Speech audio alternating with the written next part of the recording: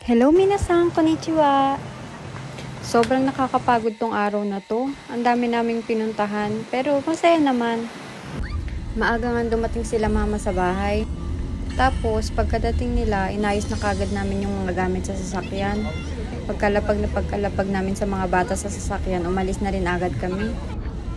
Una nga namin pupuntahan ngayon yung Okayama kung saan nakalibing yung parents ni Papa. Tsaka yung mga ibang relatives niya pa. Siya na din muna yung nag-drive kasi wala pang tulog si partner.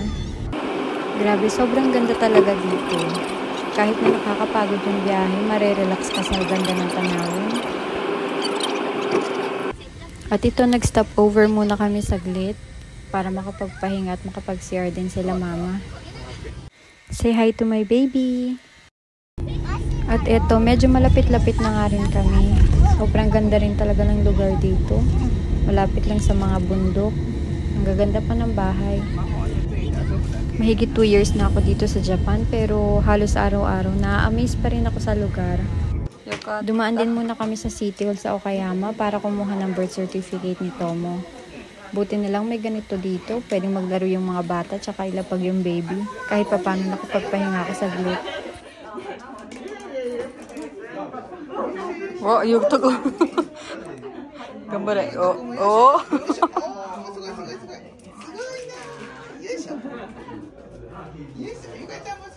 Pagkatapos nga umalis na rin kami, dumiretso na kami sa sementeryo.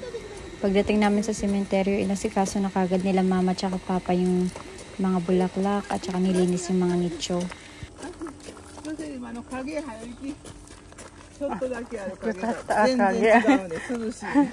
Itong isang hilera na to, puro kamag-anak ni Papa. Nandito yung mga lolo't lola niya, yung nanay at tatay niya, tsaka may kapatid din siya.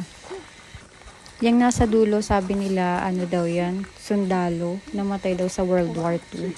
Uncle yata yan ni Papa. Nani? Peru-san? Tachita? Papa dake ka. Himeka-chan wa?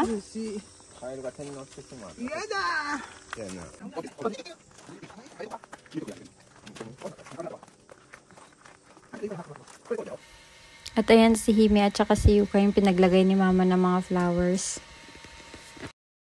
At nung naset na nga lahat, ayan, nag-hi na sila Hime at Yuka sa mga bawat isang nicho kasama si mama. Kochimo, Yuka-san. Hi, kochimo, ice cream mo ipari yo. Kyoshitake. Rika-chan. Atete. パパのね、おじいちゃんおばあちゃんのお墓です。はい、姫香と優香と優斗が来ました。元気に育ってます。嬉しい。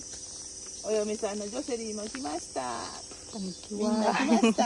嬉しい。はい。At ayan, hindi pa nga natatapos, sinabot na kami ng malakas na ulan. Buti na lang nakatakbo kami agad sa sasakyan. Pagkagaling sa sementeryo, nag-lunch na rin kami kasi tanghali na. Tapos dumiretso kami sa Tottori, sa Sand Castle or sa Sand Museum. Grabe, sobrang ganda, na amaze talaga ako. Galing. Every year nga daw, iba-iba yung theme nito. Ngayong year, Paris yung theme nila dahil sa 2024 Olympics. Tapos, ginagawa daw to or sarado daw to ng around 2 months para gawin yung mga design ng castle.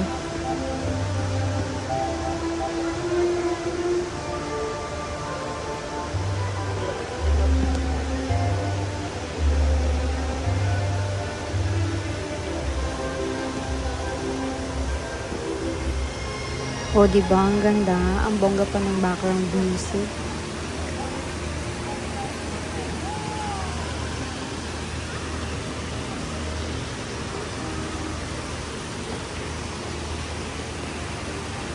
At ito na nga ang picture of Palo. At di pa nga natatapos dyan. Dumaan pa kami sa dagat para mag-swimming si Hime, si Yuka, tsaka yung papa nila. At ngayon, bago nga kami dumiretso ng uwi, nag-dinner na rin muna kami dito. And finally,